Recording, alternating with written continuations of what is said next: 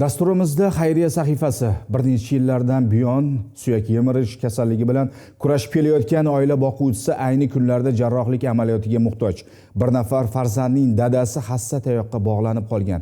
O'zi mustaqil qadam tashlashga qiynaladi. Imkoningiz bo'lsa, yordam bering yaxshilar.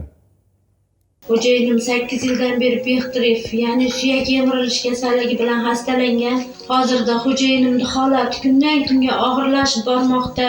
Oila boquvchisi tez-tez shifoxonada muolajalar olib kelayotgan bo'lsa-da, kasallik rivojlanib saratonga aylangan. Suyaklardagi kuchli og'riqlarni vaqtinchalik davolash mumkin, lekin jarrohlik amaliyoti o'tkazilmasa, Sarvar akaning ahvoli og'irlashib boraveradi. Bundan 2 yil avval ham hassa ushamasdi. Hozir borgan sari shu hassalarga tayanib qolgan.